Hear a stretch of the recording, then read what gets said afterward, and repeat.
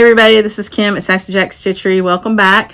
I'm in the linen room at our shop, and if you are inquiring, we are open. We reopened a couple weeks ago, and we are keeping normal hours. So our normal hours to be open are Wednesday through Saturday, and we are open 10 to 5 on Wednesday and Friday. We stay open late on Thursday, and on Saturday we close early at 3. So aim for 10 to 3. You're going to make it just fine. If you need to be here late, come on a Thursday. We're open till 8. And on Saturdays we'll close a little early at 3. But, you know, if you're here, we'll stay. And most of the time we're in here anyway. So thank you for everybody who's come by to see us. We appreciate that. I will give you just a little bit of an update on the general area post-Helene. Things are starting to open back up. It's pretty slow going. Most of the restaurants are trying to get back open. Not all of them are. I'm not sure about hotels and stuff. I know that the Biltmore Estate just reopened about 2 days ago. They are the largest employer in the area. So that's really good news for all the people that live here, because lots of people work there. And most of the restaurants, we still don't have potable water, which that word potable is also the word in potions. It means you can drink it. Whether you should or not is the questionable part. And so for the most part in the Asheville area and the surrounding little towns, we don't have potable water, meaning that you have to boil the water before you drink it. So the restaurants have all, they took their time before they reopened, and they've all worked out systems with clean water that's being trucked in. And so lots of different places helped with that. They've all gone through inspections before they can reopen. So all that to say that if you do come and you want to go to a restaurant, you can feel safe about it. So they're very, very clear about making sure that they've got good clean water for the water that they do provide. And some places are on a well. And if you have a well and you didn't get flooded, then you're fine. Like at my personal house, we did not get flooded. We do have a creek in front of us. Unfortunately, it came out of its banks, but it didn't impact us, which was nice. During Fred, it did. But if your well didn't get covered in water, then you don't have to worry about having it inspected. It's all good water. So we have water at home. And some of the restaurants have been here a long time, and they're on a well. And so they also have well water. So anyway, all that to say that if you want to come and see us, we would love for you to come and see us. Come with patience in your heart, kindness in your heart. Not everybody's up to full speed, but everybody sure does want to be. It's just going to take time. And they've came a long, long way on the water thing. We do have water here at the shop now. It's not the prettiest water you've ever seen. We don't wash our hands in it. If we do, we use a lot of soap and running water, which they say is fine. We also, if we're going to eat anything, which we don't do in the shop, if we do that, we wash our hands. So with wet wipes and things like that. So, but the water is here, and that's good. So essential things need water, moving water. So that's great. So thank you to everybody who reached out with messages, with calls, with coming by, with sending us things, with offers to help. We do appreciate that. It's hard to live through something like this. There's a lot of emotions at play. Certainly, the people who lost things, it's really, really challenging. We personally, myself and my staff, we all came through amazingly well. I did lose a friend, and I'll tell you a little bit more about him later, because I mentioned it on one of my posts. It was sad. We were hoping he would be found, but he wasn't. Well, he was, but he wasn't found alive.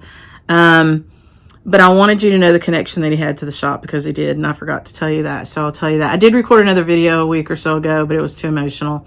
And if you know me personally, you know I don't like that. I will immediately change the channel on the TV if somebody starts to cry or whatever.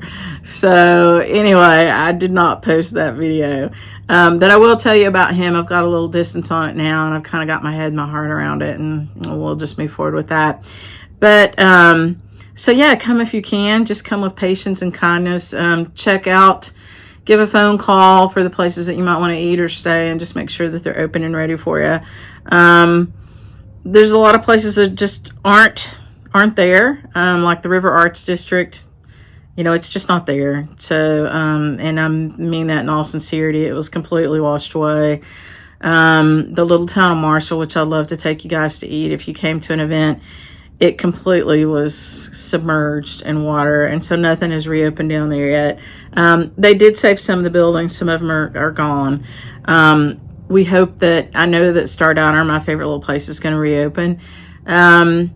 You know, they just need time and elbow grease. And one of my good friends, and really the first friend I made when I moved back here after 30 years, and one of our local stitchers has been out there a lot working with her husband. They live in the town of Marshall, but they live up on a mountain. So they weren't personally impacted other than trees down, but they've been out there working and trying to get things sorted. And of course, you know, I mentioned that the Johnson City shop, Cross Stitch and Crafts, did their benefit with all the money to go to Marshall. So Marshall is the closest little town to us that's not our town, and we love it. My husband's family came from out there. He has a long history there. One of his uncles was the sheriff, one was the mayor. It's just really funny stories out there. And so they're near and dear to our hearts. And, you know, our hearts do go out to Marshall. We're waiting for them to get back up and running, and we'll do what we can to help them. I did go to one of my favorite little restaurants this morning. Biscuit Head finally reopened. And Biscuit Head is a place a lot of you go to. It's a pretty big tourist place. They've got like 3 different restaurants, but they are locally owned. And they call it Biscuit Head because every biscuit is the size of a cat's head, which is why they call it a cat head biscuit. So it's about the size of your fist. And so the biscuits that are they look like drop biscuits. They're not cut biscuits. They're drop biscuits. And they're about the size of a cat head biscuit. And so I was super excited to see them open. I was one of about 4 people there at prime breakfast time. So, you know, you can tell the difference in this town when there are no tourists here. And, you know, the town needs a little healing time. It does. And so, you know, I'm not lamenting the fact that we don't have people here, really. We kind of need that time to get ourselves sorted. But it's getting close to time to, you know, invite people back. And so, yeah, we would love to see you come back. Just come with patience. And everybody who's been in here has been wonderful and fabulous. And so we appreciate you. So thank you for that. I do want to give you a little bit of an update on the benefits that are going on. So I mentioned the Johnson City shop benefit for Marshall. That was amazing. So thank you guys, everybody who, you know, supports us and went out and supported them. And we like to think of them as kind of our big sister. They've been around 30 years, and they are just a beautiful little 45 minute drive over the mountain from here. A little bit more challenging to get there right now. The interstate is closed as there was a huge bridge that washed away between here and there, but you can get there. You just detour through Irwin, Tennessee, which is not a bad thing. It added maybe 10 minutes to my trip. But no big trucks are allowed through there. And that's the story everywhere. But they had a great benefit. Lots of money going to the town of Marshall. So thank you for that. There were 2 bespoke designs made for that. One of them was from Bonnie Warmer of Nebby Needle Designs. And one of them was from, and that was called Appalachian Strong. One was from the Proper Stitcher, Annie, and it's called Go Tell It on the Mountain. And so those are exclusive to that shop. A lot of you have asked me for it. We don't have it. When they are available, which, you know, another few weeks, we'll order them and we will sell them. And we will also donate our profits to Marshall, of course. So they're local to us, and we would definitely donate profits from those charts to Marshall. So some of you have came to get it. We appreciate that too. One of the things that we're doing a few things. One of them is a beautiful ornament designed bespoke for us by my friend Jackie Duplessis. And Jackie, we love you and appreciate you for that. It's called Rise Above the Waters, and it is just so stunning. I'll put a picture for you here. Just really, really beautiful. You know, it has a great messaging to it. It's 2 squirrels because, you know, they work so hard, and and try to store up things for the winter. And then, of course, you know, you've got the oak tree that comes from the little acorn, so things grow back. And, you know, there's always hope. You just have to work hard. And then you've got the beautiful bargello on the back of this for the waters, and it's really pretty. I mean, you know, I saw a poem posted yesterday that somebody wrote after the storm, and it reflected so perfectly how I felt. I'll be very honest, I felt very betrayed by the flood. Growing up here in the mountains, and I am from here. I grew up in the town of Woodfin, which is where the shop is, and then I moved away for 30 years. And if you know my story, I moved around a lot and lived overseas a few times, and then came back home and love it here.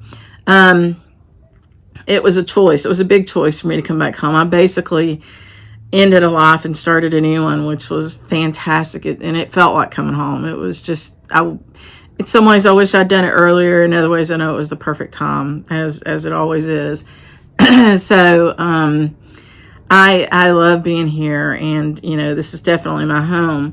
But I felt kind of betrayed by the mountains, because growing up here, we always felt safe. You know, the mountains protected us from hurricanes. They protected us from tornadoes. They protected us from, you know, all kinds of storms that came through. And they were magic. You know, there was a magic about this place, and that's why there's so much creativity here. There's a lot of artists here that have moved here from everywhere in the world. And these are the oldest, some of the oldest mountains in the world, one of the oldest mountain ranges in the world. And that's why the shape of them is a little bit softer. Just an amazing place, a very eclectic place. There's a lot of different kind of people here, which I love. And I've lived overseas and lived in other countries, and, you know, it's just amazing here. This is, I would say, the most, you know, eclectic, welcoming place that I've ever been. And I truly love it and appreciate it for that. But I felt like I was let down, you know, to see what happened here. This massive devastation was unthinkable. And I mean that, completely unthinkable. Nobody thought that could ever happen. Nobody expected it. Nobody was prepared. Nobody planned. And I will tell you a little bit later about my friend. He was the most prepared person I can think of. And it did not help. And so, you know, I struggled with that for a few weeks. And I worked through it. And I got it kind of clear in my head. And I read this poem, and I'll post it for you maybe in the description so you can read it. But it really was a story about how, in the poem, the mountains themselves, you know, were wounded by this. This was not their doing. They were also wounded by this, if you know, kind of personify them. And, you know, they've shed tears over the loss too. And so kind of thinking about it that way brought it full circle for me. And that's kind of where I was in my head, my heart anyway. But it sure took some time to get there. And it will continue to take time. So there are a lot of people still here, still working. There's still people with food insecurity. There's still people who are homeless, people that weren't homeless before, people that had homes, you know, that are gone now.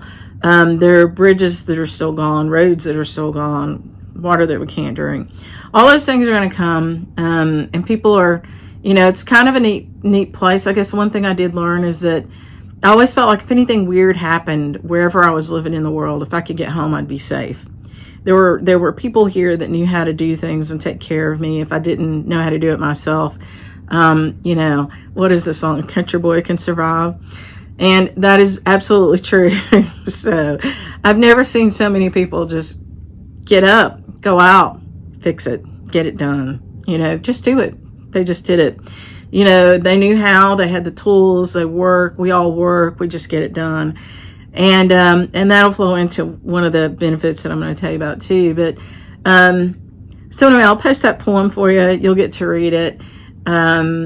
Things are coming around. You know, we really appreciate the ornament that Jackie made for us. The waters, I think, is where I started that little sidetrack, because water is scary for us right now. You know, we don't like the rain. We don't like hearing that a storm's coming through. And we've been very, very blessed not to really get any rain. Although now we're kind of in a drought and we need a little bit of rain, but nobody's begging for it because we're just still kind of gun shy, water shy, flood shy.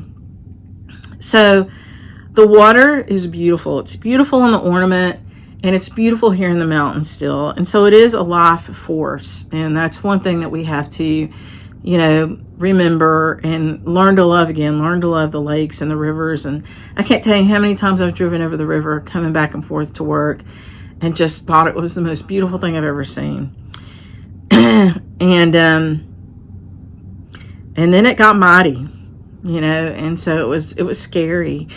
And so, you know, learning to love the water again is going to be a challenge, but we do. It's part of us. It's part of who we are. So the water on the ornament, I find it just gorgeous and beautiful. And I think it needed to be there. It is the message of life and the life force that water brings. We can't live without it. So on that note, we have sold a ton of those, and thank you for that. We're just waiting on materials. Jackie has stitched the ornament. If you haven't seen it, I've got a picture of it here for you. It's probably been up the whole time I've been talking. so I can't see it right now because, you know, I do that in the editing. But just a gorgeous, gorgeous ornament. And the silks and the fabric were all donated by Stitching Friends. So thank you for that again. And then this beautiful, beautiful thread keep. And we do have these, but we're waiting to send them out with the ornament from my friend Kathy Ray at Needle in a Haystack. Kathy, thank you for these. They're just gorgeous. They're so delicate and pretty, and they embody that thought of the acorn, you know, and, you know, working hard and saving, and it'll regrow, and it's hope for the future, and small things bring mighty things with time and investment of hard work and elbow grease. So I love the acorn. It has etched on there, Rise Above the Waters. Thank you for that, Kathy. We love it. And you will love it too. So if you haven't ordered yours yet, please go out and do so. There are still some available. And I expect those to ship sometime before the end of the month, I think is the current expectation. As soon as Jackie gets the rest of the materials, I know she's been working so hard on getting everything cut and put together and ready. She'll get those to us, and we'll turn around and we'll ship them out to you. And if you haven't purchased it online and you don't want to, but you've sent me a message, I will get back through all of those. I might not have responded to you yet. There are hundreds. And so I will get back to all of those. And if you prefer, I'm happy to send you an invoice. So just because you haven't heard from me doesn't mean that I don't have your note. I will circle back to you on that. Okay, so that's Rise Above the Waters. I love that one. So that is a benefit for people. The funds from that, the proceeds from that, will go to local charities here. So all of the supplies and everything was donated. We just appreciate and love you guys so much for doing that. And we love all of you who are purchasing it. We will turn right around and we will donate all the proceeds to local charities. And I will talk to you a little bit more about that.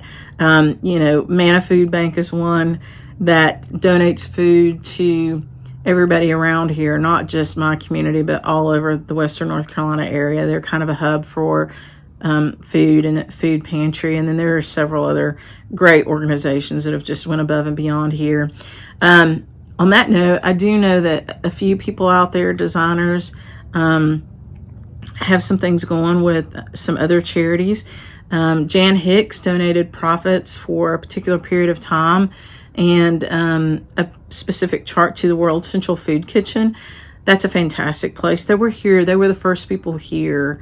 And it really calmed people down to know that there was food available because there were a lot of food insecurities. So World Central Food Kitchen was the first place here to feed people, and they are still here. And I think they're going to be here for the duration, which could be a couple of years. And so if you feel so led to donate directly to them, you know, please don't hesitate. They're a great place to do that with. And then I know that Rosewood Manor has a chart that the sales always go to the Red Cross. And so that's always a great organization too. Beloved Asheville is a group here locally that's really been feet on the ground, hearts on their sleeves, out there working hard, taking donations, turning them right back around. And Samaritan's Purse, they are headquartered in Boone, North Carolina. Boone also got hit by this. And Samaritan's Purse has been another one. So I know for sure we'll be donating to Manna Food Bank, and then we'll circle up on the others and we'll let you know that. We want to try to get some charities that reach our brothers and sisters over in Tennessee too. because they got hit pretty hard too. And I don't know if you knew, but North Carolina and Tennessee used to be one state. It went all the way across. And so we share the same accents for the most part. There's only about 40, 50 miles between us. And a lot of people live over the line and drive over here to work. And, you know, anyway, and we go over there for different things too. So they are basically siblings. And quite honestly, my mother's family came from there, came from Tennessee. So I have family over there. And so, you know, anyway, we want to help them too. So the Rise Above the Water ornament, that goes to people. Now, there are lots and lots of little pets that were impacted. And so we're still seeing postings that animals were separated from owners. So owners are looking for their pets, and then people have found pets and they're looking for their owners. And so, you know, there's all that on top of all the normal, usual needs in the pet community. And so for that, we are putting together something that I had in mind a long time ago that was always going to go to pets. And I mentioned this before, Herschel's Helpers. And we've had a few people reach out and want to donate things for Herschel's Helpers. And so we appreciate that. I've got a few things in the works. And so over the next couple of weeks, we'll roll that out as well. And we'll get those up and going for you. And then the last one really is, a lot of you were asking me about the shop in particular. Most of you know that we canceled our rest of the year in-person workshops, which basically has a huge impact on our, you know, our income, for lack of a better word. And in addition to that, the loss of tourist traffic. You know, a lot of people come here, plan their vacation here because the area is amazing, and they come to the shop. And so they kind of buckle that up, and they come through here as they go other places, or because they want to be here, and they make sure that they come to the shop. And we have seen a massive decrease in that since before the flood and now. And as I mentioned earlier, totally understandable. We kind of needed the time. We hope things pick back up, but we realistically know that they won't until next year. And so a lot of people have asked Kim, you know, what about the shop? What about the shop? Well, there's something that my parents used to say to me as a young person. And it was along the lines of, the good Lord helps those who help themselves. And so reach down, grab your bootstraps and pull yourself up and get moving. And so that is kind of the marching orders here in the mountains, and probably for a lot of you too. And so I struggled for the last few weeks, you know, since you guys brought it up. Well, and since honestly I stepped back enough and realized what the impact of this was going to be to us financially, I've been trying to figure out, okay, well, I knew what to do. I just didn't know what to call it. And so I've struggled with that. And so what to do to help the shop is, well, we do what we need to do, what we always do. We try to be, you know, good members of our needlework community, and we offer you great things to purchase. We give you a great schedule of events coming up. And we did keep our online soiree, and I'll talk about that in a second. And that was so much fun. So I appreciate everybody who came. It was a pretty good one in terms of turnout and stuff. And I love the project. I'll show you the project. And we've got a teaching event coming up. But, you know, so we try to keep things normal, as normal as we could. And then I pulled together, you know, with a little bit of a I don't know the word. I can't think of it. My mind's just everywhere. Encouragement from my friend Gary at Fiber Talk. He reached out, you know, pretty early on as soon as we got back up, and he said, hey, you know, we want to help. What if we do blah, blah, blah? And I said, let me think about that. And I tweaked it a little bit in my head. And so with the collaboration of Fiber Talk and then things that we want to do, we have put together a series of offerings.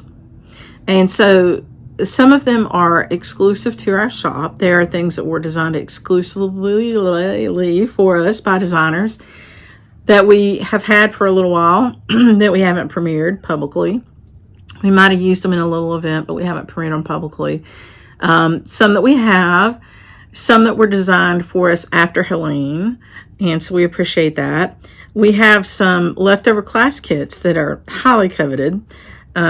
So we've got some, I'll just tell you, hands-on design, Summer House Stitchworks, Primitive Hair. We've got some Romy's Creations class kits that we have been holding on to for a little while. We've got a few charts that, one in particular I can think of, that it's just perfect for our shop. And it was publicly released. You might already have the chart, you might not. But we are kitting one or two of those charts that we think are just perfect fits for our shop. And we'll be selling the kits for those. And oh, there was another exclusive from Lindy Stitches. So, I mean, there have been a few. We've had some great designer friends help us. So, some of those kits and stuff we still have. And so we'll be offering those to you as part of this Jack's Bootstraps is what I'm going to call it. So that's where all that lead up was coming to. Jack's Bootstraps. I couldn't think of a name for it. I struggled a lot. And, you know, we kind of use our squirrel logo. We call him Jack, and that's our little, our logo animal. So Jack's Bootstraps. And so that's what we're going to call our group of offerings that we're putting together to kind of help ourselves. And so, you know, I think the best thing we can do is to do the thing we do best. And that is to bring you some fun cross-stitch needlework things, and, you know, show you what a great family we are to be part of, and if you're new to us, and welcome you in, and, you know, just make some things available that we've been sitting on for a while. So that's coming up. I'm just waiting on the rest of the kit supplies to come in. Some of it we needed some thread, some of it we needed some fabric. It's all been coming in over the last couple of weeks. Kind of hatched this in my head with that prompt from Gary a couple of weeks ago. Got everything ordered one afternoon, and it's all just been filtering in. So so thank you to everybody who's reached out to help with that, and with Herschel's helpers. We appreciate that. And then, of course, all the people that helped with the Rise Above the Waters. There's one more really amazing thing that is happening in the background, and that is a very good friend has offered to auction off some antique samplers as a benefit. And, of course, that will benefit our community. So it'll go back to the people, not to the shop. And so we're really excited about that. I might have to look through my own little group of antiques and see if I'm willing to part with anything. Not sure about that, because I've got a lot of things I need to chart, but we'll see what we've got. But we're so grateful to her, and I don't want to name her yet because we haven't finalized everything, but you know, just amazing offers of help coming, and we just appreciate that so very much.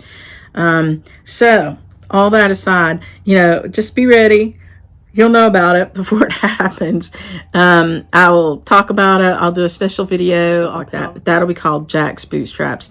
Those things are things that we normally would sell in the shop, things that we've been sitting on, that we've hidden, kind of stashed away, the little, like Jack does his little acorns, that we'll be pulling back out and offering to you. And, you know, those funds, of course, will stay with the shop and help us get through our winter. So, okay, so I wanted to mention that if you are a part of our linen club, and if you're not, I'm going to put up a picture here of what you get in your first one. Linen Club, Jack Stash, and Cosmo Club all are in various stages of shipping. Some of them have almost all shipped, like the Jack Stash. I think we've gotten just about all of those out. We're about 2/3 through the Cosmo Club and about 3/4 through the Linen Club. So that will all tie up this week, early this week, and the rest of those will get shipped out. So thank you for being part of our clubs and for sticking with us. That means a lot to us. We appreciate that. They're all great clubs. Jack Stash, I think, is amazing. And we've been doing that for years. And so people love it. It's so fun when somebody joins for the first time, because I invariably get an email back and they're like, oh my gosh. And I'm like, Yes, that's what I wanted to hear. So they love it. And so it's a curated box and it can have anything in it. It always has a few things from Jack's stash, which is where the name comes from.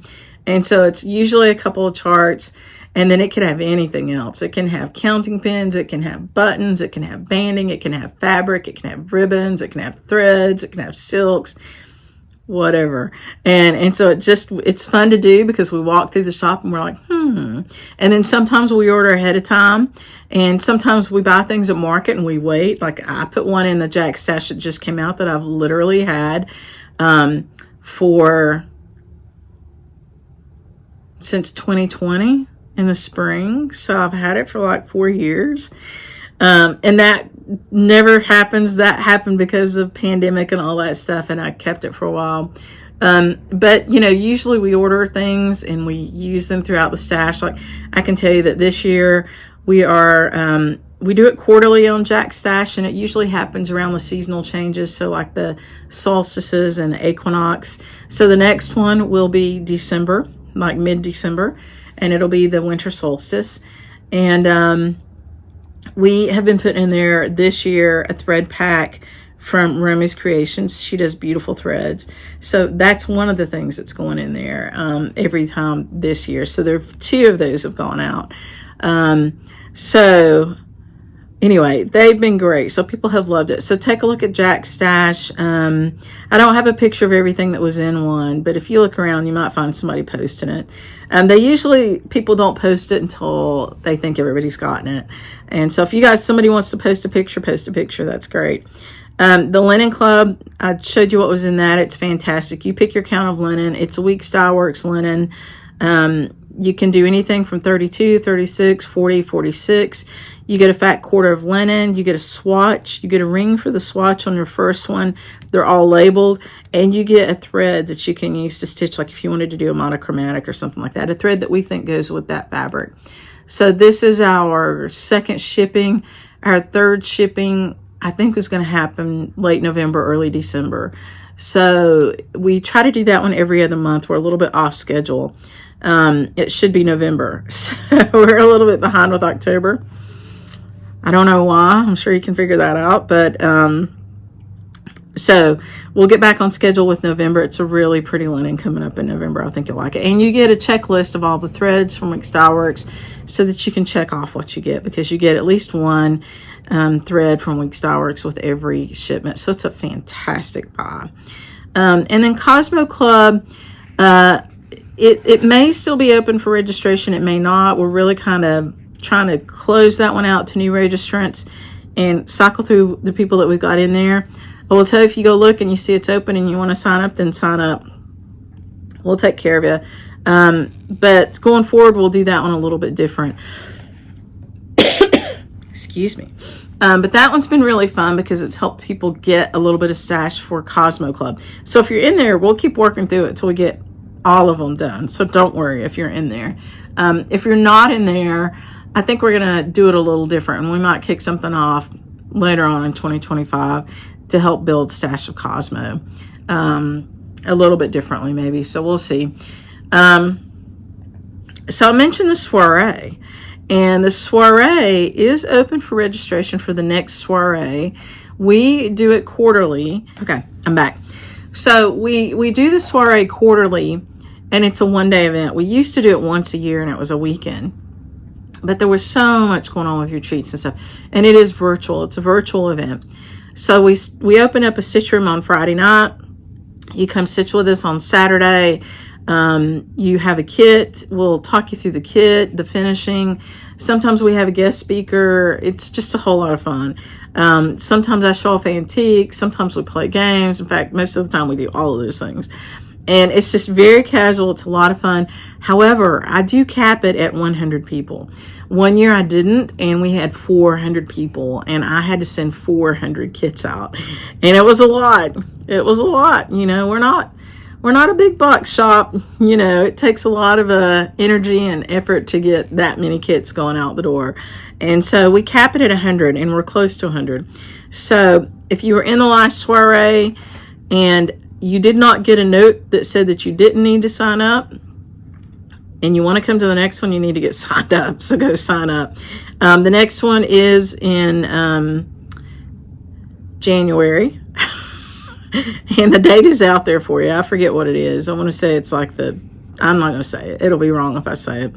But go take a look at it. I'll put a link under here in the description. It's the middle to the latter part of January. And it is a Saxon sampler that we'll be focusing on. So we'll be talking about Saxon samplers.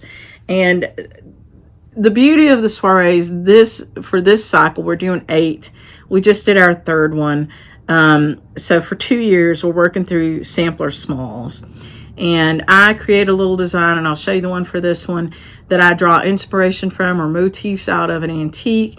And I talk to you about that particular style of sampler. So we started with Bristol, then we did English. This last one was Dutch. I love Dutch samplers.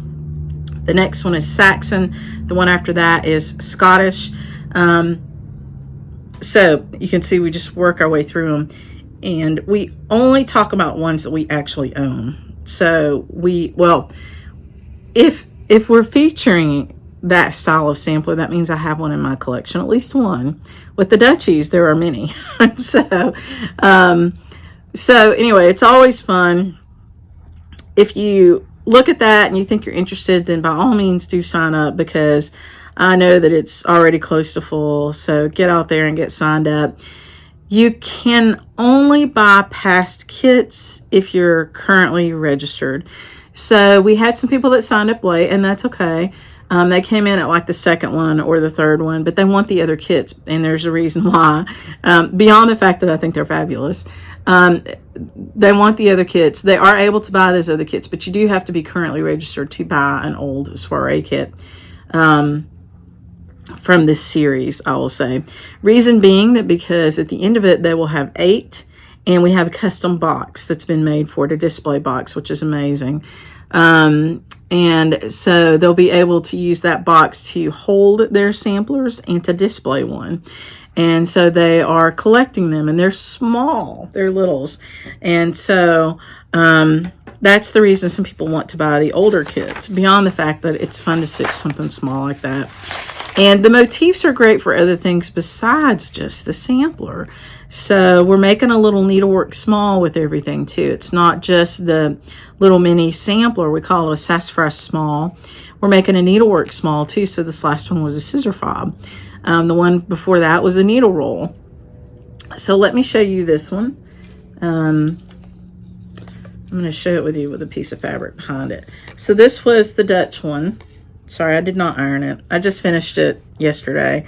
This was the Dutch one. You can see it's got illuminated letters, and it's got a tree of life. And this is a motif, and the illuminated letters are straight from one of my antiques.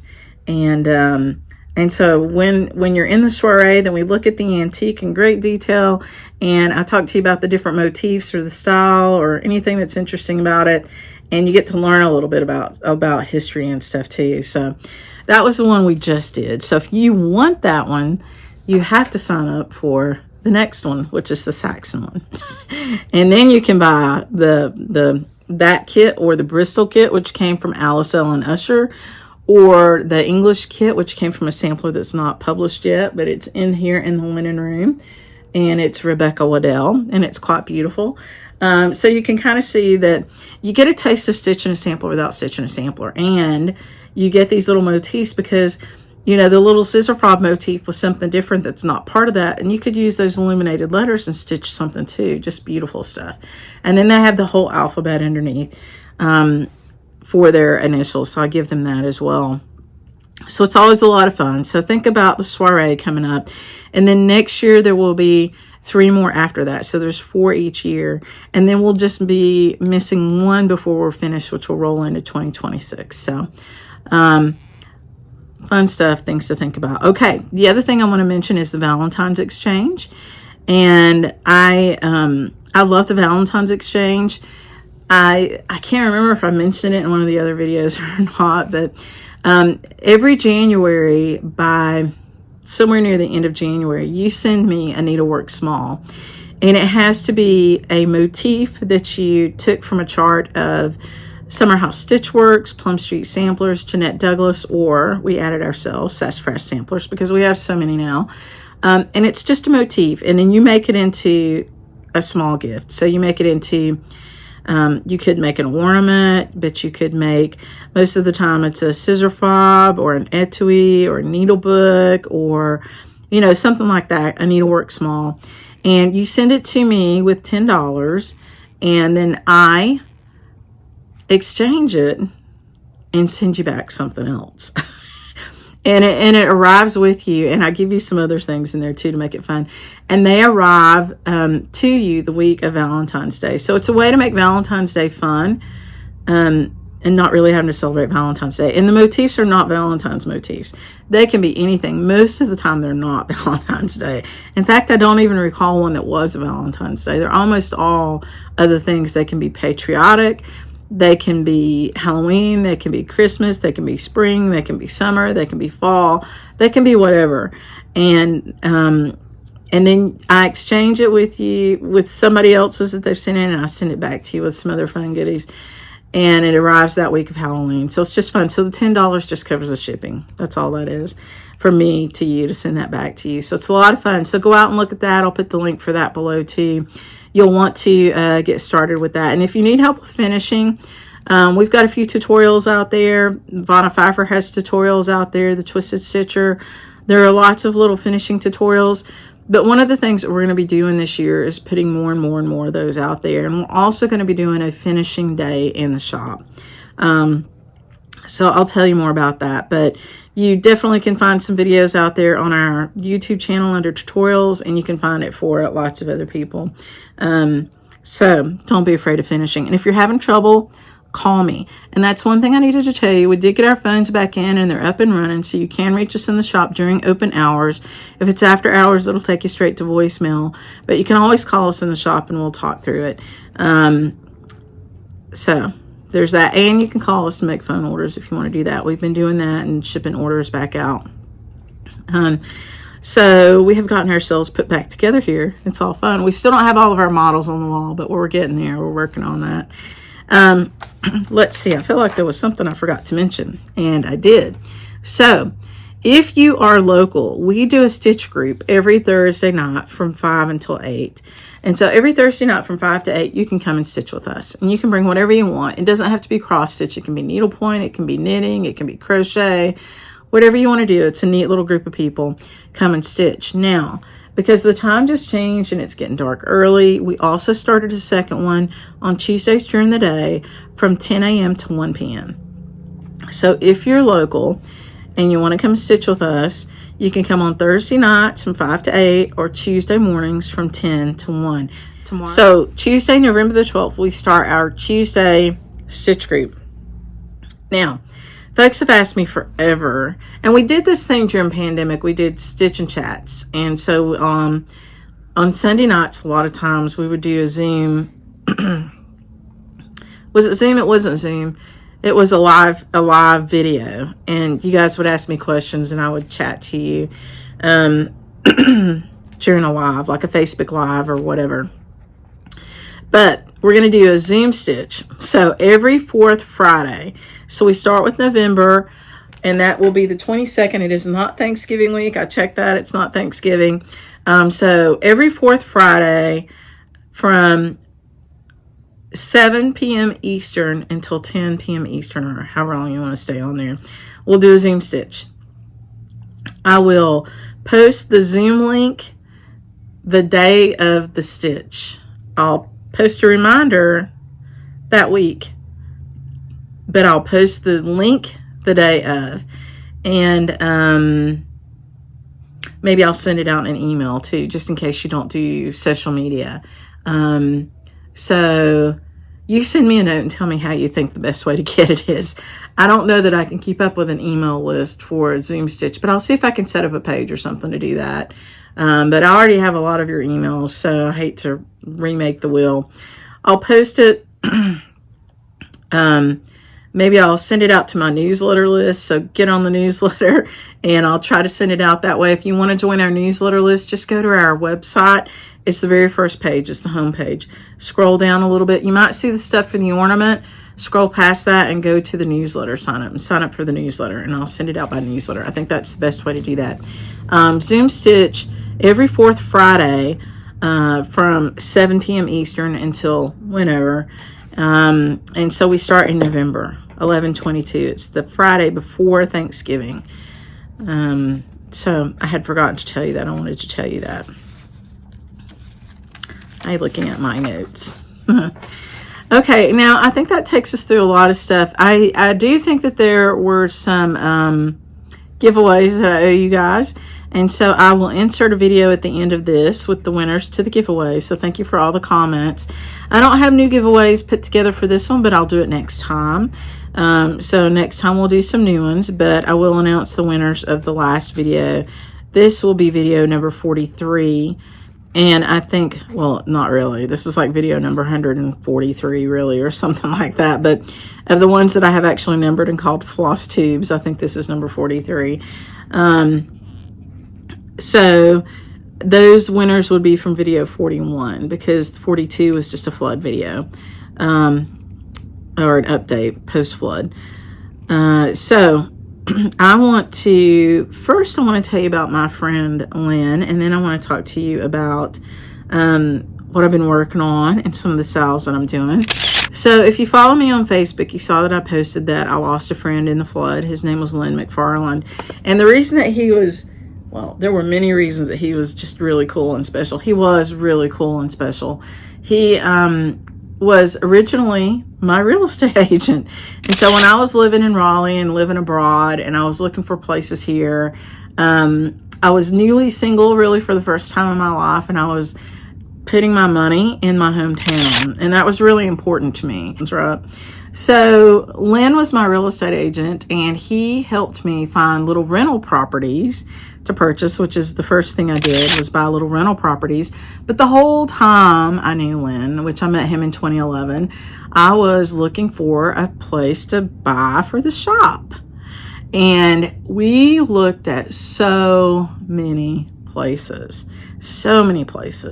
and they just kept selling out from under me. I was looking at this house, the Baird house, was on a commercial listing, and it was expensive, and I'd been looking at it for a while, and I knew it was empty. I knew the house because it was in the neighborhood I grew up in, and it was right off the interstate. It was a perfect location, but it was on the national listing of historic places, and I was like, expensive. And the poor house needed so much work, and I was like, expensive. And it was owned by the bank. It was in repossession, and it had never had anything in it since the last family member died. So it'd been sitting empty for, 15 years. And I was like, that's expensive. That's gonna be expensive. I knew about that point because we'd done rehab on a few small houses, and anytime a property sits empty, vacant, it's dollar bills every day. Every day it sits empty, it accumulates expense. And so I was watching it, and one day I looked at it, and the price was like, it had dropped quite a bit. And I was like, I said to myself, And I made a phone call to my friend Lyn, and I said, hey, Lyn, you know that house? I was like, da-da-da-da-da. And I told him, he goes, oh, you don't want that house, Kim. I said, I think I might. He goes, no, Kim. He goes, that house has been sitting empty a long time. And Lyn had done a lot of rehab too. And I was like, yeah, I know, but it's perfect. It's in the right spot. It's in my hometown. It meets all the criteria. It's like, it's on the national listing. It's really got a great history. It's in this book called Cabins and Castles. I said, do you think you could get them down some? He was like, Kim, if you want the house, I think everything's negotiable. And Lyn was a great negotiator, and I had a number of negotiating classes. I was a pretty good negotiator myself, and which happened at a few of the closing tables when I was buying some of the rental properties. It was always entertaining. They always underestimated me when they walked in, not when they were walking out. And so I said, well, Lyn, see what you can do. Go work some magic. And sure enough, he did. And so, you know, I came home and I looked at the house, and I'll never forget it. Lyn was like, he wouldn't even meet me over here. He like sent one of his people over because he was like, I don't think this, you should do it, Kim. And I walked through it with his colleague, and Lyn owned his own company, so it was a guy that worked for him. And that guy wouldn't even walk in the house. He was like, no, just no. He stood outside, and the house did look rough, really, really rough. And the back door was laying on the ground. There was very little graffiti ever on the house. For whatever reason, the locals really respected the house and loved it. There was not a lot of junk inside of it. There was like one old couch, but there were no like paraphernalia, like no needles or drug things or anything. There was evidence that some people had stayed here overnight a number of times, but no damage to the house. It just looked really, really rough. And so you got these two agents, and both of them were like, And my poor boyfriend at the time, Everett, he was like, And I was like, let's do it. Where do we sign that paper? Because we got the price down to something I could afford. And I was like, everything else will happen. I feel it in my bones. This is the one. And, you know, sure enough, the bank negotiated. We got the price down. We signed the papers. Lyn came around. He was like, Kim, you did the right thing. I was like, yeah, I know, right? I know. And he loved this shop. He loved me. You know, he was just a fantastic guy. And he was so supportive. He came to the old shop when we were up in Weaverville, brought a friend in. He was just the coolest guy, just so neat. And, you know, he's just a neat guy. He was very involved in the community. He used to give the best parties. You know, he'd always have local artists, local musicians, people that carved wood, you know, and just opened his home and did just amazing things. And he had taken an old house out on the Shenandoah River and rebuilt it, basically rehabbed it. And on that house, because it was right beside the river, he actually built underneath it these, took the whole basement downstairs out and just opened up these big corridors to where you could raise these doors, these metal doors on the foundation or whatever, and water could just flow through. Like if the river came out of its banks, it would just flow basically underneath the house, no problems whatsoever. And he was the best, most prepared person for any flood I've ever seen. And that's why I said there was no way to prepare for this, because the last time that he was seen, he was on the roof of that house with his dog. And that's the last time that he was seen alive. And so the river did take his house and him and his dog, but can't take our memories. I'll be back in just a minute.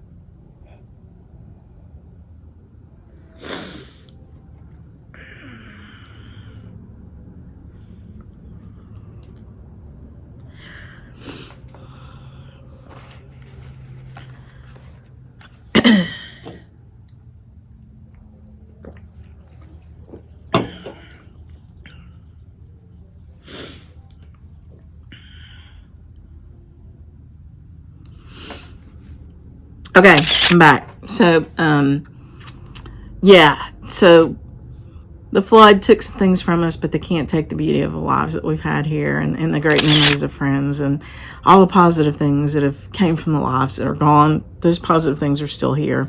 So Lyn will forever be part of Sassy Drives and part of the shop because of his contribution and because of his wisdom and his hesitancy. Which was just fantastic. You know, he was just, you know, not with me until he was with me. And then when he was with me, he was with me. And that's the beauty of a good friend. They tell you what you shouldn't do, but you know what? If you're going to do it, they're going to be right there with you.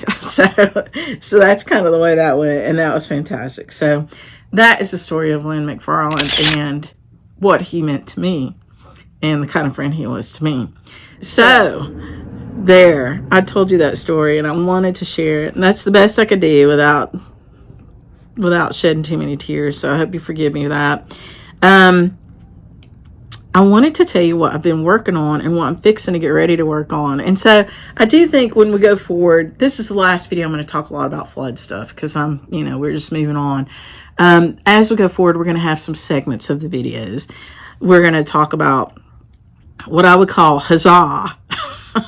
And that's what I will call huzzah, which are things that have gotten finished, either finished stitching, fully finished, or worked on. If they got worked on, that's a victory. That's victory. So we're going to call it huzzah. And then we're going to call, instead of calling it plans, it's going to be fixing to.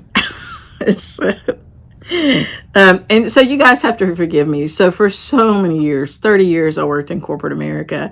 And I had to do everything I could to squash my accent, to not show too much of my heritage. It was just so not okay in those days. And so I have really embraced it since I've been back home.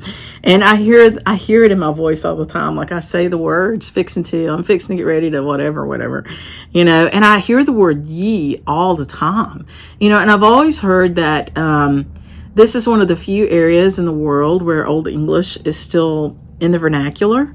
And I wasn't quite sure. I knew that people who live kind of more rural, which this area is a little more rural when you get out of the city proper, that you heard the intonation of words, the way things were said was different. The colloquialisms, what people said are different.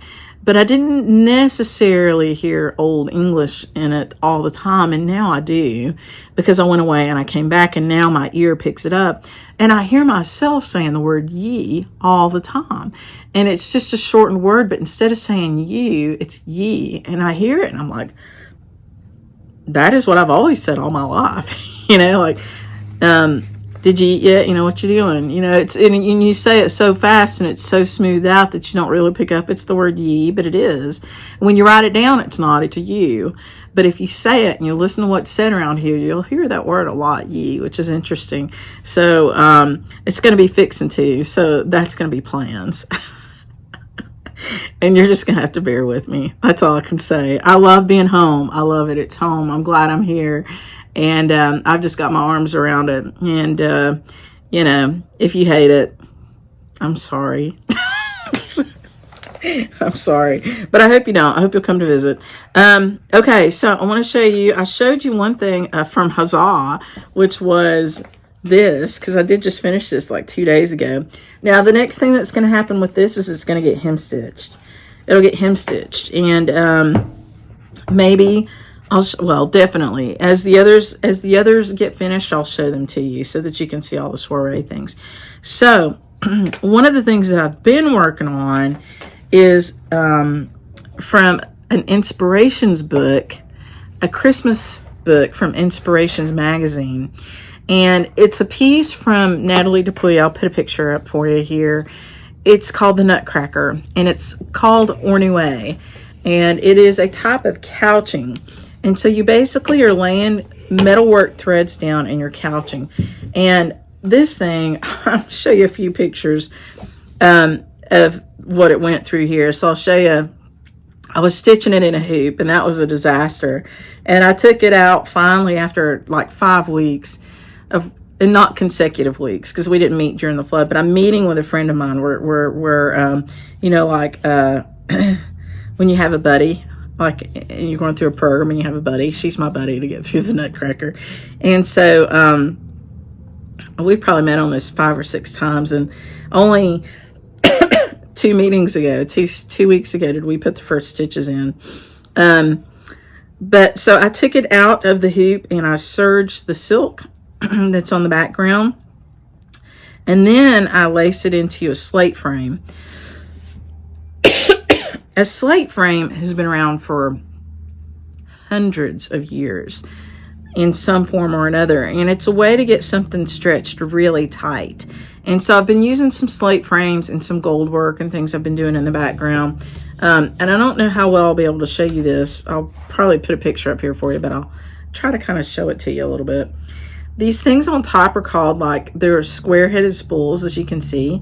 And I think they're called comas or konas.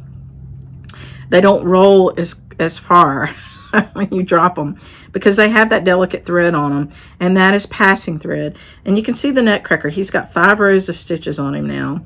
But you can see it was a process because we had to trace the design and then trace it onto the fabric, get it onto the fabric, and then we did that by stitching the tissue paper down that we'd traced it on, and then we had to draw some lines across it, and then I had to try to get that square. Mine was terrible. So there was a lot, and so we started this out thinking, oh, we'll be ready for Christmas, and you know, the beauty of it is we didn't say which Christmas. So it may be next Christmas. We'll see.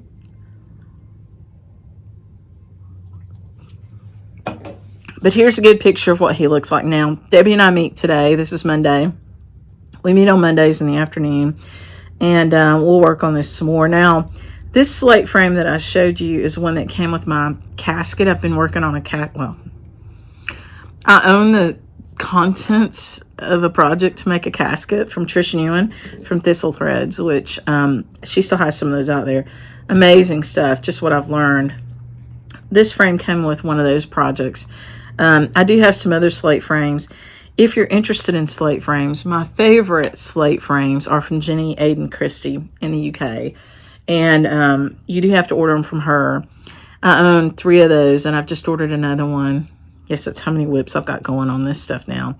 But I really, really love those slate frames. I do own one slate frame that is from the RSN, which is also really, really a good one. Actually, it's a lot like the ones from Jenny Aiden Christie. It's a big one, and at some point I'll take a picture and show that to you if you're interested in it. It's a Goldwork Techniques class that I'm doing there. So the nutcracker, I've been working on him. It takes a while to do one of those rows back and forth. I'm sure we'll get faster, but just kind of getting our technique down, it's a challenge. But here's the finished picture. This is what he'll look like when he's done. So he's very, very beautiful. So we're very excited about that. So we do meet and we work on him. I have considered the idea of carrying some Goldwork materials because I've been enjoying doing that. I haven't pulled the trigger on that yet, though, because I don't know how easy they're going to be to get in. I know that after the coronation, everybody who normally sold Goldwork materials it was hard for them to get it because they all went to the coronation of King Charles. And so just now are people getting stocked back up, but I have been enjoying it. So that's one of my whips, one of my projects that'll be ongoing until he's done. And I did mention to you, and I feel like I showed you one time, a couple others, and maybe I'll show them to you next time. If I work on them, I'll show them to you. That's what I'll do. If I work on it, I'll show it to you. They are Goldwork and embroidery from some classes I took at the RSN this summer, and I do want to finish those. I'd like to finish at least one of them by the end of the year, and I know that's very feasible, actually. There's one that I could have had finished the week after I brought it home, but I haven't stopped to work on it because I have this cat at home. And his name is Herschel, and he's a very independent cat, unless you're doing something that he wants to look at, and then he's like all up, on your lap. It's hard, and I feel so bad because I know that their lifespans are so much more limited than a human's, and I want to give him all the love and attention that he wants. And to say he's spoiled is probably an underestimate. And so I do make room for him in my lap when he comes to visit. And anyway, so it's hard for me to work on those projects at home because I have to be at a table. And to put something on a table is like putting a neon sign up in cat language that says, please come and trample over this. And he always does. So in our Zoom stitches, if you want to get to know Herschel a little better, join those Zoom stitches, because when we did the stitch and chat, the live chats, whatever they were, Herschel always walked through, and I'll be doing those at home, and so he will invariably be walking through there, so you'll get to meet Mr. Herschel. So that's one of my whips.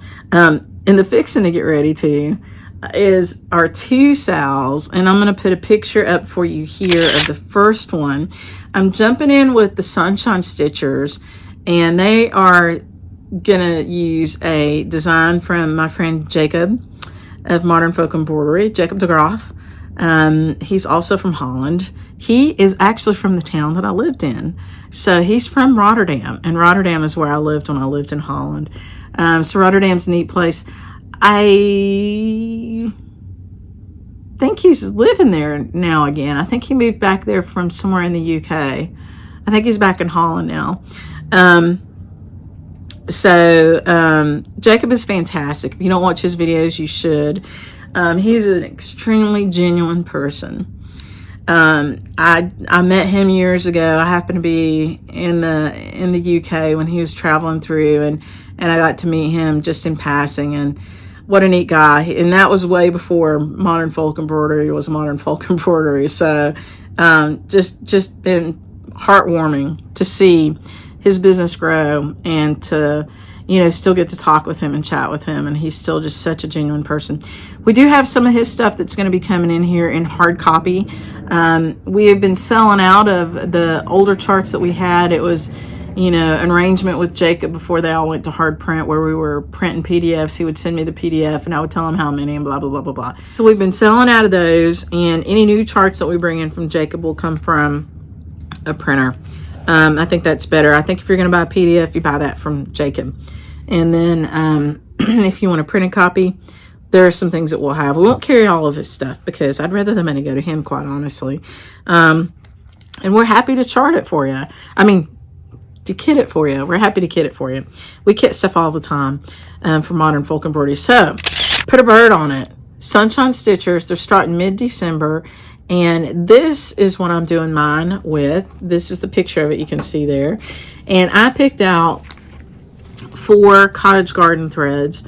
I will show you one of them here. And the fabric is one of my top 5 fabrics. And it's Fox and Rabbit. And it's called Mayflower. And I love it. It's this toasty white color. There's another fabric from Legacy Linen called Russian Tea Cake that I also always go to that's really similar. Mayflower has just a little bit of modeling, just a little bit, and Legacy Linen is a solid dye, and I use them both all the time. So I'll tell you how I picked the colors. I started with this one, and this is a cottage garden thread called Poppy, and we do have a lot of cottage garden threads. I don't know that it's the whole line yet. We've been bringing them in like pieces.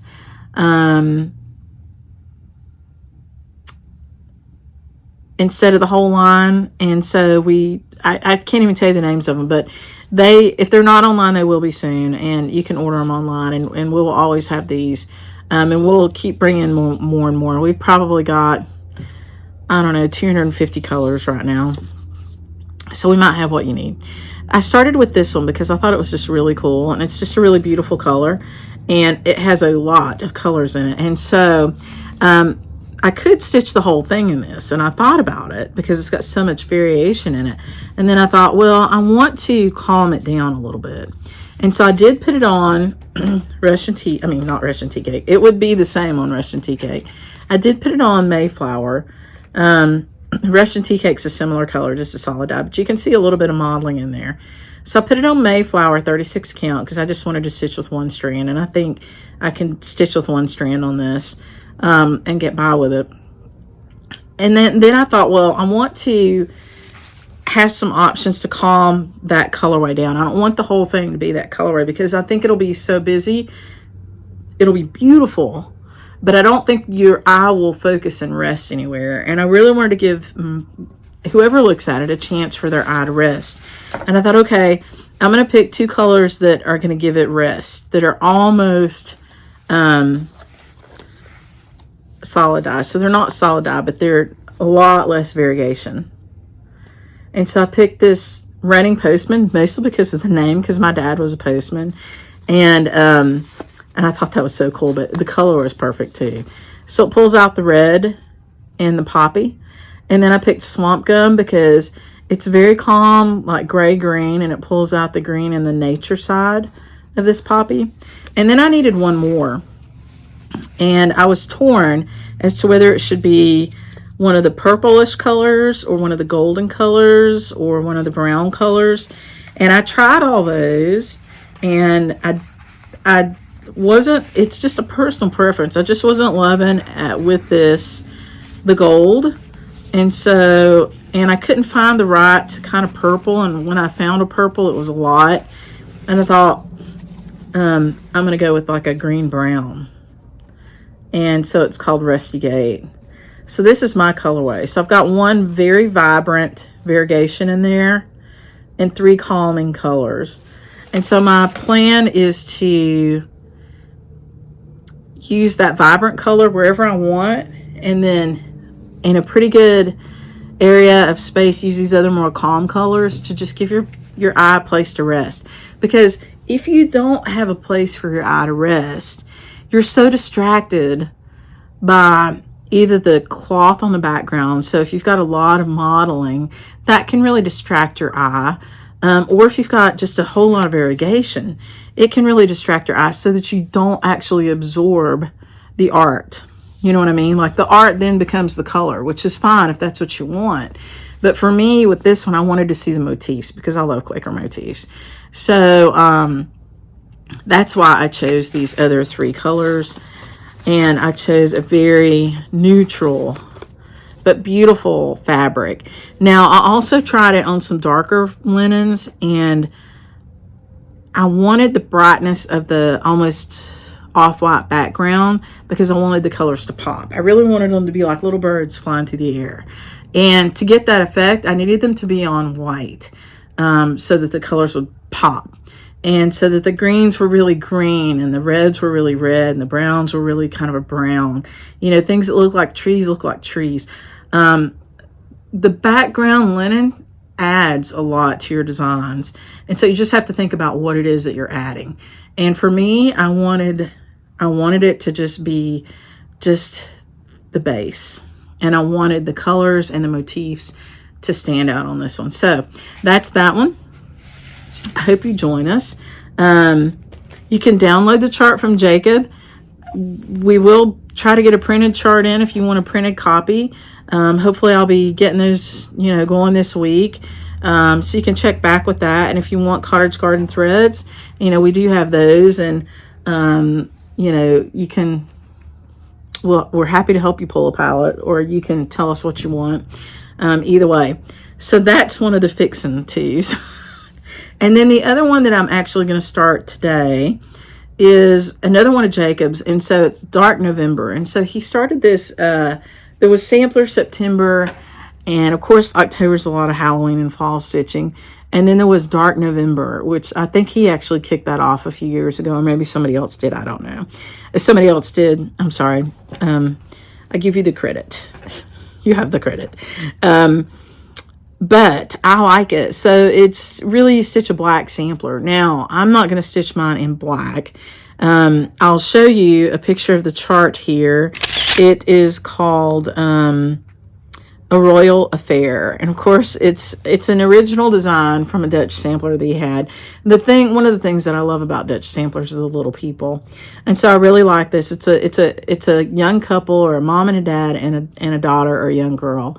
And so I just really love this, the little people on it. I picked 3 colors for this, and I'll put a picture up for you here. I picked Gloriana Silks, India ink, and I struggled with that. I was like, is that a black or is that a dark blue? And I looked it up, and it said that it's a black, a very, a dark black. So I picked India ink from Gloriana. I picked, I think it's called Forest Glade. I don't have it in front of me, but you'll see it in the picture, as the green on there. Actually, I think it was just, 2 colors, Forest Grove, maybe. And then the fabric is a needle and flax. And so, oh no, there is a 3rd color that I picked too. And it's a fall color. I can't remember the name of it, and I don't have it in front of me, but you'll have the picture here. Another Gloriana. And so, the plan is to do the center part in the dark India ink color. If I didn't change that, I might have changed it to more of a charcoaly color. I think I did. sorry. So, whatever the picture is, that's what I'm using. But I believe I changed that India ink to something that was a little more, gave a little more variegation, a little bit lighter black. But you'll see the picture here of what the thread color is. And so there's that one that'll be the interior. Then the border in that green color, that Forest Grove color.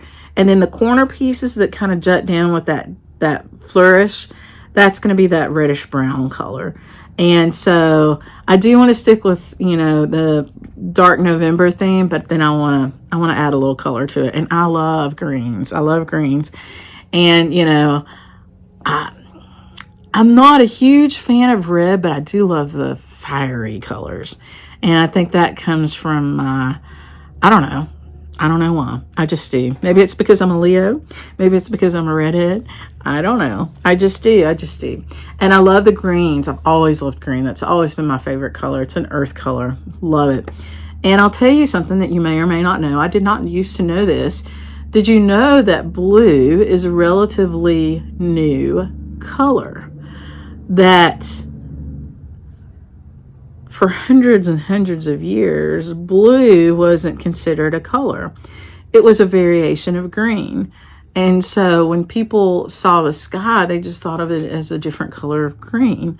I'll have to do a little more research on that, but I heard that recently and I was like, wow, that's interesting, because in horticulture, they will call a purple flower blue because it's a variation of blue. So it was interesting to me because the oceans are a really deep color of green and blue mixed together. It's just, I don't know. I like green. I'll leave it at that. So those are my two fix and twos. And I hope you'll join us. So I'll show you my progress through November on the Royal Affair. And I will, I've been stitching on some Halloween designs. I didn't bring those in today. I do have like certain designs that I stitch in for Stitch Knot that I don't have to count a whole lot, or that aren't really crazy. So you'll see some of those as we go.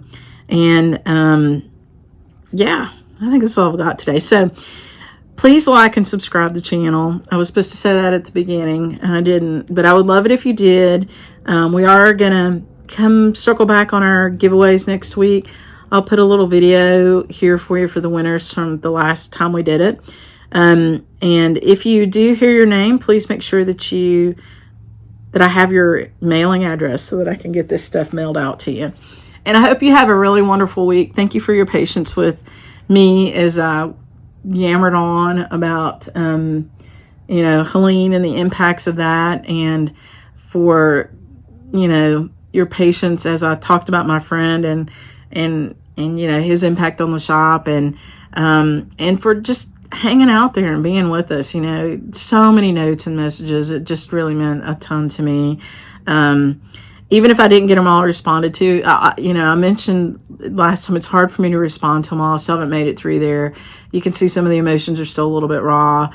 But I will. And I definitely saw them all. And so I appreciate that. I do appreciate it. So I hope you have a fantastic week. I'll try to circle back next week. Probably stick to the same schedule because we are closed on Mondays. My problem is not getting the video edited and processed quickly, but I'm working on that. So maybe I'll get better at it. If you see this on Tuesday, you'll know I worked hard on it. And so I just hope you have a great, great week ahead. And I hope I see you again soon. So have a great week. Talk to you later. Bye. Hey everybody, these are the winners for FlossTube video number 41. The Sassy Little Christmas Kit was won by Peg Coleman. Thank you for the fun little sentence. The Jacobean Berry Weight from Heart's Content Kit was won by Penny Reynolds. Penny, I might need your address. I'll look for it, but if you just want to double check, just send us your address. That would be great. You can send it to me in an email to hello@sassyjackstitchery.com. The Garon Stitchery Downton Abbey bag, that was won by Nanette McDougall. Yay, thank you. So, I've got your address, Nanette. I don't need that. The Swirl Sassy Jack Stitchery bag made for us by our friend Barbara Bell. That was won by Linda C5166. Linda, I'm not sure I have your address. If you want to just send it to me, that would be great. at hello@sassyjackstitchery.com. The little leaf, Not Before Christmas, the one with the really cool silver house ornament, that was one by Sabine. So Sabine, I have your address. I don't need that. Thank you for that. And that was a sweet little sentence. It said, a squirrel ran through the knot to place the berry in her bag and rang a bell. The sassy little squirrel ran through the knot to place the berry in her bag and rang a bell. The French kitchen set and charms, there were 3 winners for that. And I'm not sure, we're right now checking to see how many sets of charms, but I know that the first winner got one. That was Lylena Hero. So Lylena, you have a set of charms and a set of charts. The second winner was Tammy Hage, Hege. You definitely won charts, and we're looking for charms, and if we find them, you'll have those. The third winner was Triple Dog Stitches, so I will need snail mail addresses probably for Tammy and Triple Dog. So if you can send me through hello@sassyjackstitchery.com your snail mail, we'll get those out into the mail for you. There was some really cute ones. I guess that was it. Wow, I went through those really fast. Ugh. I want to read, oh, did I miss? No, I said Barry. I said Penny Reynolds won that one. But I want to read Penny's sentence. It was cute too. The sassy French girl rang a bell one night as she ate a berry from a bag. I thought that was cute. Here's another one. Be a little sassy, have a sweet berry, fill a bag and ring a bell. Enjoy the night and only swear in French. That was cute. And that was from Triple Dog Stitches. So that was awesome. The sassy little French squirrel ran through the night, stuffing berries in her bag while listening for the dinner bell. That one was another brilliant one. And that was from Elena. A sassy berry bag will hold the bell that rings in French. That was fun. That was from Linda. Let's see. I think I read Sabine's, but the sassy little squirrel ran through the night to place the berry in her bag and rang a bell. So anyway, that was a lot of fun.